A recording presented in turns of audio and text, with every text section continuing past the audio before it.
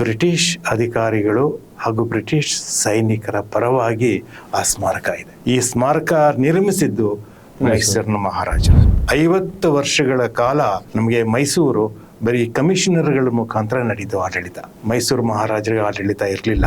10ನೇ ಚಾಮರಾಜೇಂದ್ರ ಒಡೆಯರ್ ಅವರಿಗೆ 18 ವರ್ಷ ಆದಾಗ ಅವ್ರಿಗೆ ಅಧಿಕಾರವನ್ನು ಕೊಡ್ತಾರೆ. 24 ಷರತ್ತುಗಳನ್ನ ವಿಧಿಸಿ ಕೊಡ್ತಾರೆ. ನಾನು ಇರೋದೇನೇನೆ ನಿಮ್ಮ ರಕ್ಷಣೆಗಾಗಿ, ನಿಮಗೋಸ್ಕರ ನಾನು ಒಂದು ಸೈನ್ಯವನ್ನು ಇಟ್ಕೊಂಡಿದ್ದೇನೆ. ಈ ಸೈನ್ಯದ ನಿರ್ವಹಣೆಗೆ ನೀವು ನನಗೆ ಪ್ರತಿ ವರ್ಷ ನಾನು 25 ಲಕ್ಷ ಕೊಡಬೇಕು, 35 ಲಕ್ಷ ಕೊಡಬೇಕು ಅಂತ ಹೇಳ್ತಾ ಇದ್ರು. 1799ರಲ್ಲಿ ಮೈಸೂರು ಸಂಸ್ಥಾನದ ರಾಜಸ್ವ ಅಂದ್ರೆ ಒಂದು ವರ್ಷದ ಇನ್ಕಮ್ 35 ಲಕ್ಷ. ಅದರಲ್ಲಿ 25 ಲಕ್ಷನ ಈಸ್ಟ್ ಇಂಡಿಯಾ ಕಂಪನಿಗೆ ಕೊಟ್ಟು 10 ಲಕ್ಷದಲ್ಲಿ ಅವರು ಈ ಮೈಸೂರು ರಾಜ್ಯವನ್ನು ನಡೆಸಬೇಕಾಗಿ ಬಂದಿತ್ತು. ಈ ಸ್ಥಳಗಳ ಭೇಟಿ ಮಾಡಿದಂಥ ಸಂದರ್ಭದಲ್ಲಿ ಆ ಪ್ರಾಚೀನ ಸೇತುವೆ ಇರ್ಬೋದು, ಕನ್ನಂಬಾಡಿ ಕಟ್ಟೆ ಇರ್ಬೋದು, ಮೆಟ್ಟೂರು ಇರ್ಬೋದು, ಅಥವಾ ಇನ್ನಿತರ ನೀವೇನೇನು ಯಾವ ಜಾಗಕ್ಕೆ ಭೇಟಿ ಕೊಟ್ಟೆ ಅನ್ನುವಂಥ ಸಂದರ್ಭದಲ್ಲಿ ಕಾವೇರಿ ವಿವಾದ ಅನ್ನುವಂಥದ್ದು ಏನು ಅನ್ನಿಸ್ತು ನಿಮಗೆ? ಕಾವೇರಿ ವಿವಾದ ನಾನು ಹೇಳಿದ್ನಲ್ಲ, ಈ ವಿಷಯದ ಬಗ್ಗೆ ನಾನು ಒಂದು ಪುಸ್ತಕ ಬರೀತೀನಿ. ಇದಕ್ಕೆ ಮೂಲ ಮಾಹಿತಿ ಜನಗಳ ಹತ್ರ ಇಲ್ಲೇ ಇರೋದ್ರಿಂದ ಅದನ್ನು ತಲುಪಿಸುವ ಪ್ರಯತ್ನ ಮಾಡ್ತೀನಿ ಅನ್ನೋ ಕಲ್ಪನೆ ನನ್ನ ಮನಸ್ಸಿನಲ್ಲಿ ಇರಲಿಲ್ಲ.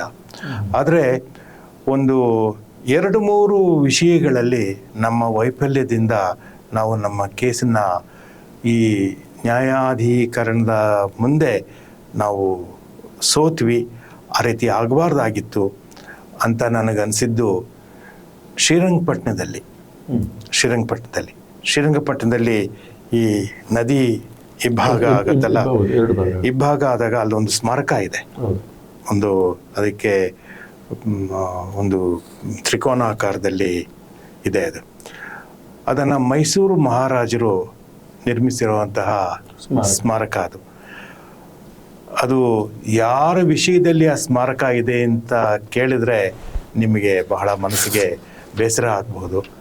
ಆ ಸ್ಮಾರಕ 1799 ಕೊನೆ ಮೈಸೂರು ಯುದ್ಧ, ಟಿಪ್ಪು ಸುಲ್ತಾನ್ ಮತ್ತು ಈಸ್ಟ್ ಇಂಡಿಯಾ ಕಂಪನಿಗೆ ಆದ ಯುದ್ಧದಲ್ಲಿ ಸತ್ತಂತಹ ಬ್ರಿಟಿಷ್ ಅಧಿಕಾರಿಗಳು ಹಾಗೂ ಬ್ರಿಟಿಷ್ ಸೈನಿಕರ ಪರವಾಗಿ ಆ ಸ್ಮಾರಕ ಇದೆ.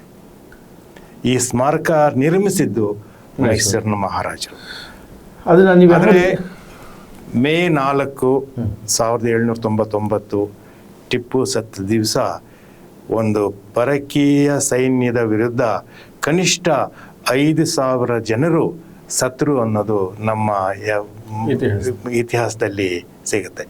5,000 ಜನ ಸತ್ರೂ ಇದು ಮೈಸೂರು ಮಹಾರಾಜರಿಗೆ ಏನೂ ಅನ್ನಿಸ್ಲಿಲ್ಲ ಅಂತ ನಾನು ಹೇಳ್ತಿಲ್ಲ. ಆದರೆ ಅವರು ಯಾವ ಥರದ ಸಂದರ್ಭದಲ್ಲಿ ಮೈಸೂರು ಮಹಾರಾಜರು ಸಿಕ್ಕಾಕೊಂಡಿದ್ರು ಅನ್ನೋದಕ್ಕೆ ನಾನು ಈ ವಿಷಯನ ಹೇಳ್ತಿದ್ದೀನಿ. ಅವರಿಗೆ ಒಂದು ಪರಕೀಯರ ವಿರುದ್ಧ ಒಂದು ಹೋರಾಟ ನಡೀತು. ಆ ಹೋರಾಟದಲ್ಲಿ 5,000 ಜನ ಸೈನಿಕರು ಸತ್ರು.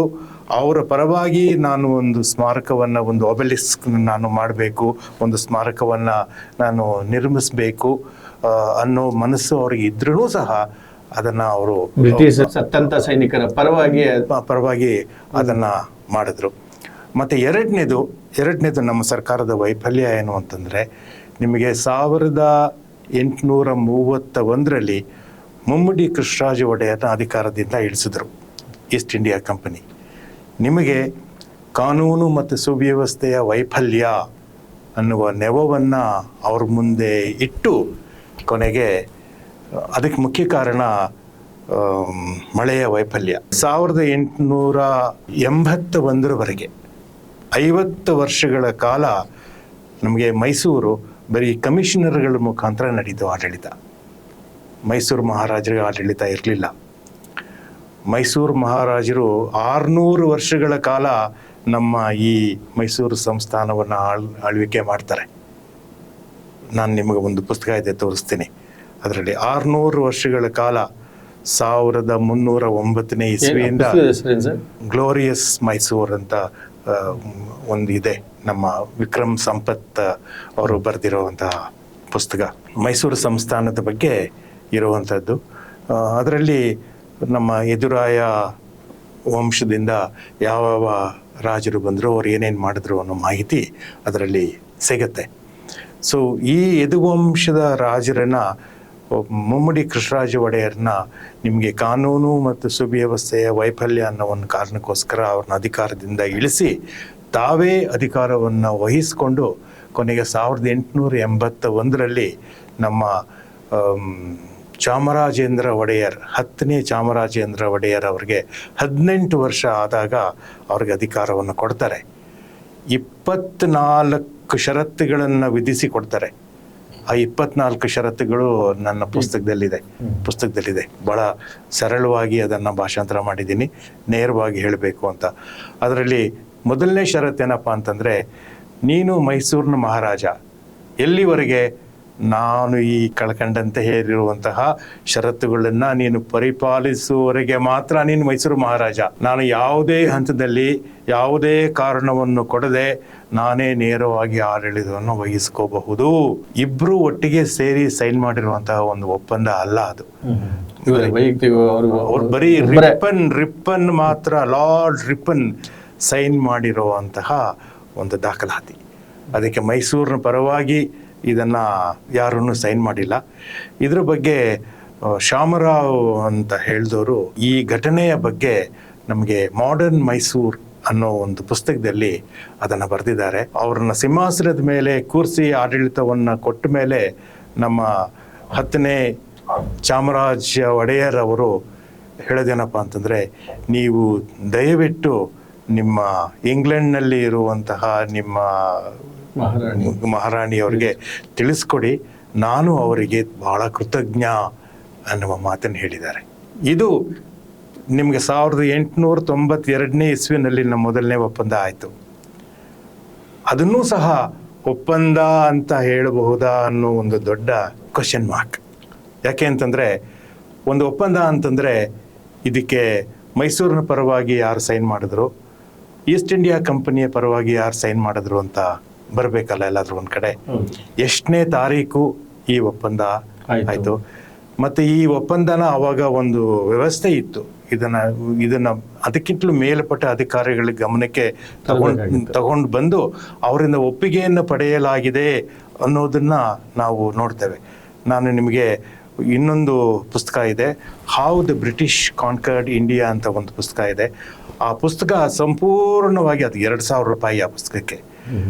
ಆ ಪುಸ್ತಕ ಇರೋದೇ ಏನಪ್ಪ ಅಂತಂದರೆ, ಬ್ರಿಟಿಷ್ನವರು ಯಾವ್ಯಾವ ರಾಜರ ಜೊತೆ ಯಾವ ರೀತಿಯಾದಂಥ ಒಪ್ಪಂದ ಮಾಡಿಕೊಂಡ್ರು ಮತ್ತು ಅವ್ರ ಕಡೆಯಿಂದ ಇವರು ಎಷ್ಟೊಂದು ಸಬ್ಸಿಡಿಯರಿ ಟ್ರೀಟಿ ಅಂತ ಹೇಳಿಬಿಟ್ಟು ಎಷ್ಟು ಹಣವನ್ನ ಅವ್ರ ಕಡೆಯಿಂದ ವಸೂಲಿ ಮಾಡ್ತಾ ಇದ್ರು ಅನ್ನೋದೇ ಆ ಪುಸ್ತಕದ ವಸ್ತು. ಅಂದ್ರೆ ಸಾಮಂತ ರಾಜರು ಇರ್ಬೋದು, ಆವತ್ತಿನ ಕಾಲದ ಯಾವ ರಾಜಗಳಿದ್ರು ಆ ರಾಜರುಗಳಿಂದ ಒಪ್ಪಂದವನ್ನ ಮಾಡ್ಕೊಂಡು, ನಾನು ಇರೋದೇನೇನೆ ನಿಮ್ಮ ರಕ್ಷಣೆಗಾಗಿ, ನಿಮಗೋಸ್ಕರ ನಾನು ಒಂದು ಸೈನ್ಯವನ್ನು ಇಟ್ಕೊಂಡಿದ್ದೇನೆ, ಈ ಸೈನ್ಯದ ನಿರ್ವಹಣೆಗೆ ನೀವು ನನಗೆ ಪ್ರತಿ ವರ್ಷ ನಾನು 25 ಲಕ್ಷ ಕೊಡಬೇಕು, 35 ಲಕ್ಷ ಕೊಡಬೇಕು ಅಂತ ಹೇಳ್ತಾ ಇದ್ರು.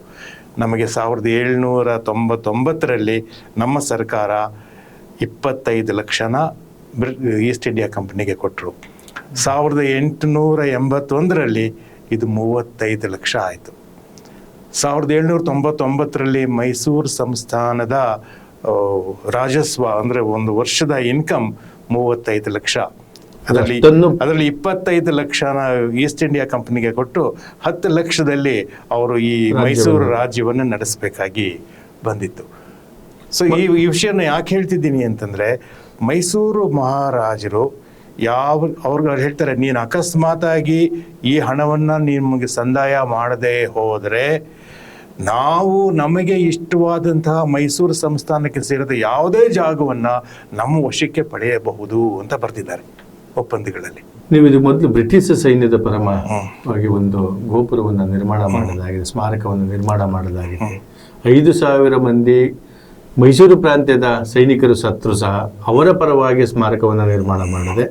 ಕೆಲವೇ ಮಂದಿ ಸತ್ತಂತಹ ಬ್ರಿಟಿಷ್ ಸೈನ್ಯದ ಪರವಾಗಿ ಒಂದು ಸ್ಮಾರಕವನ್ನು ನಿರ್ಮಾಣ ಮಾಡಿದ್ರು. ಇವಾಗಲೂ ನೋಡ್ಬೋದು ನೀವು, ಇದೆ ಅದು ನಿಂತಿದೆ. ಅದೇ ಅಲ್ಲಿ ತಾವು ಇನ್ನೂ ಒಂದು ಪದವನ್ನ ಬಳಸಿದ್ರಿ, ಯಾವ ಸಂಕಷ್ಟಕ್ಕೆ ಸಿಲುಕಿಕೊಂಡಿದ್ರು ಅಂತ. ಸೊ ಅದ್ರ ಬಗ್ಗೆ ಏನಾದ್ರು ಮಾಹಿತಿ ಇದೆಯಾ? ಯಾವ ಕಾರಣಕ್ಕೋಸ್ಕರ, ಯಾವ ಸಂಕಷ್ಟಕ್ಕೆ? ಮಾಹಿತಿ ಬೇಕಿಲ್ಲ, ಇದನ್ನ ನಾವು ಸುಮ್ಮನೆ ಊಹೆ ಮಾಡ್ಬೋದು ಅಷ್ಟೇ. ಅವರ ಮನಸ್ಸಿಗೆ ಎಷ್ಟು ನೋವು ಇರಬಹುದು. ಇದನ್ನು ಯಾಕೆ ಹೇಳ್ತೀನಿ ಅಂತಂದ್ರೆ, ಮೈಸೂರಿನ ಮಹಾರಾಜರು ಬೇರೆ ರೀತಿಯಾದಂತಹ ಈ ದೇಶದ ಮಹಾರಾಜರ ಥರ ಇರಲಿಲ್ಲ. ಅವ್ರಿಗೆ ಜನಗಳ ಸಂಕಷ್ಟ, ಜನಗಳ ಕಷ್ಟ, ಅದಕ್ಕೆ ನಾನು ರಾಜನಾಗಿ ಏನು ಮಾಡಬಹುದು, ಏನು ಮಾಡಬೇಕು ಅನ್ನೋದೇ ಅವ್ರ ದೊಡ್ಡ ಆದ್ಯತೆ ಆಗಿತ್ತು. ಇವಾಗ ನೋಡಿ, ಈಗ ಮುಮ್ಮಡಿ ಕೃಷ್ಣರಾಜ ಒಡೆಯರ್ನೇ ನಾವು ಒಂದು ಉದಾಹರಣೆಯಾಗಿ ತಗೊಳ್ಳೋಕ್ಕೆ ಹೊರಟ್ರೆ, ನಮಗೆ 1823-24 ಮತ್ತು 1826-27ರಲ್ಲಿ ಮಳೆಯ ವೈಫಲ್ಯದಿಂದ ಭೀಕರ ಕ್ಷಾಮ ಬಂತು. ಆದರೆ ಮೈಸೂರು ಮಹಾರಾಜರು ಈಸ್ಟ್ ಇಂಡಿಯಾ ಕಂಪನಿಗೆ 25 ಲಕ್ಷ ರೂಪಾಯಿ ಅವ್ರಿಗೆ ಕೊಡಲೇಬೇಕಲ್ಲ ಅನ್ನೋ ಒಂದು ಇಕ್ಕಟ್ಟಿಗೆ ಸಿಕ್ಕಾಕೊಂಡಿದ್ರಿಂದ ಅವ್ರಿಗೆ ಈ ಭೂ ಕಂದಾಯವನ್ನು ಅದನ್ನು ಬಲಾತ್ಕಾರವಾಗಿ ಅದನ್ನು ವಸೂಲಿ ಮಾಡಬೇಕಾಗಿ ಬಂತು. ಅದಕ್ಕಾಗಿ ಅವರು ಒಂದು ಷರತ್ ಅನ್ನುವ ಒಂದು ಹೊಸ ಸ್ಕೀಮ್ನ ಮಹಾರಾಜರು ತಗೊಂಡು ಬಂದರು. ಈ ಷರತ್ ಅನ್ನೋ ಸ್ಕೀಮ್ ಪ್ರಕಾರ ನಾವು ನಿಮಗೆ ಭೂ ಕಂದಾಯವನ್ನು ಕೊಡೋದಿಲ್ಲ ಅನ್ನುವ ಒಂದು ಅಜಿಟೇಷನ್ ನಿಮಗೆ ಆವಾಗ ಶಿವಮೊಗ್ಗ ಜಿಲ್ಲೆಯ ನಗರದಲ್ಲಿ ಶುರುವಾಯಿತು. ನಗರದಲ್ಲಿ ಶುರುವಾಗಿ ಕೊನೆಗೆ ಚಿತ್ರದುರ್ಗವರೆಗೂ ಹೋಯಿತು. ಆವಾಗ ಸರ್ ಥಾಮಸ್ ಮನ್ರೋ ಅನ್ನುವ ಮಡ್ರಾಸ್ನ ಗವರ್ನರ್ ಮೈಸೂರು ಮಹಾರಾಜರಿಗೆ ಬಂದು, ಯಾವ ಮಟ್ಟದಲ್ಲಿ ನಿಮ್ಮಲ್ಲಿ ಭೂ ಕಂದಾಯ ವಸೂಲಿ ಆಗಬೇಕಾಗಿತ್ತು ಅದು ಆಗ್ತಾ ಇಲ್ಲ, ಅದರಿಂದ ನೀವು ನಮಗೆ ಕೊಡಬೇಕಾಗಿರುವಂತಹ ಈ 25 ಲಕ್ಷ ರೂಪಾಯಿ ಹಣ ಇದೆಯಲ್ಲ ಅದು ಕಮ್ಮಿ ಆಗಬಹುದು, ಅದಕ್ಕೋಸ್ಕರ ನಾನು ನಿಮಗೆ ಎಚ್ಚರಿಕೆ ಕೊಡೋದಕ್ಕೆ ಬಂದಿದ್ದೇನೆ, ನೀವು ಇದನ್ನು ವಸೂಲಿ ಮಾಡಬೇಕು, ಅದರಿಂದ ನೀವು ನಮಗೆ ಸಂದಾಯ ಮಾಡುವಂಥ ಹಣವನ್ನು ನೀವು ನಮಗೆ ಕೊಡಬೇಕು, ಯಾವುದೇ ಕಾರಣಕ್ಕೂ ನಿಮಗೆ ಭೂ ಕಂದಾಯದಲ್ಲಿ ವಸೂಲಿನಲ್ಲಿ ಕಮ್ಮಿ ಆಗಬಾರ್ದು ಅನ್ನುವ ಎಚ್ಚರಿಕೆಯನ್ನು ಕೊಟ್ಟರು. ಆದ್ರೂ ಅದು ಆಗಲಿಲ್ಲ.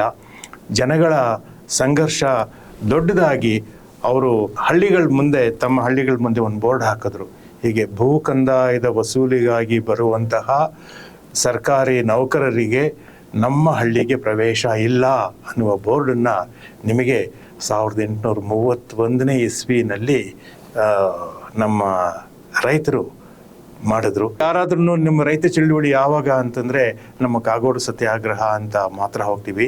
ಅದಕ್ಕಿಂತಲೂ ಹಿಂದೆ ನಿಮಗೆ 1831ರಲ್ಲೇನೆ ಇದು ಆಯಿತು. ಈ ಕಾರಣಕ್ಕೋಸ್ಕರನೇ ಮುಮ್ಮಡಿ ಕೃಷ್ಣರಾಜ ಒಡೆಯರ್ನ ಅಧಿಕಾರದಿಂದ ಇಳಿಸಿ, ನಿಮಗೆ ಇದನ್ನು ಯಾಕೆ ಹೇಳ್ತಿದ್ದೀನಿ ಅಂತಂದರೆ, ಸಂಕಷ್ಟಕ್ಕೆ ಸಿಕ್ಕಾಕೊಂಡ್ರು ಅಂತ ಹೇಳಿದ್ನಲ್ಲ, ಅವ್ರಿಗೆ ಮನಸ್ಸಿಗೆ ತುಂಬ ನೋವಿತ್ತು. ನಮ್ಮ ಜನಗಳ ಕಷ್ಟಕ್ಕೆ ನಾವು ಸ್ಪಂದಿಸಬೇಕು ಅನ್ನುವುದು ಅವ್ರ ಮನಸ್ಸಿಗೆ ಇತ್ತು.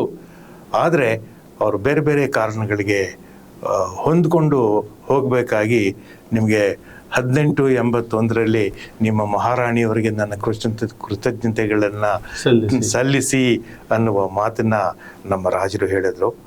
ಮತ್ತು ನಾವು ಯಾವುದೇ ಕಾರಣಕ್ಕೂ ನಿಮಗೇನು ಹೇಳಿದೇನೆ ನಿಮ್ಮ ರಾಜ್ಯವನ್ನು ಅಧಿಕಾರವನ್ನು ನಾವೇ ವಹಿಸ್ಕೋಬಹುದು ಅನ್ನೋ ಒಂದು ಕಂಡೀಷನ್ ಇದ್ದುದರಿಂದ ಅವರು 1892ನೇ ಇಸ್ವಿಗೆ ಮೊದಲನೇ ಒಪ್ಪಂದಕ್ಕೆ ಅವರು ಸಹಿ ಹಾಕದೆ ಹೋಗಿದ್ರೆ ಅಥವಾ ಸಹಿ ಹಾಕೋದಕ್ಕೆ ಸಮ್ಮತಿಯನ್ನು ಸೂಚಿಸದೇ ಇದ್ದರೆ ಮೈಸೂರು ಮಹಾರಾಜರ ಸ್ಥಿತಿ ಹೇಗೆ ಅನ್ನೋ ಒಂದು ವಿಷಯನ ನಮ್ಮ ಸರ್ಕಾರ ಟ್ರೈಬ್ಯುನಲ್ ಮುಂದೆ ಆಗಲಿ ಸುಪ್ರೀಂ ಕೋರ್ಟ್ ಮುಂದೆ ಆಗಲಿ ತಿಳಿಸಲಿಲ್ಲ.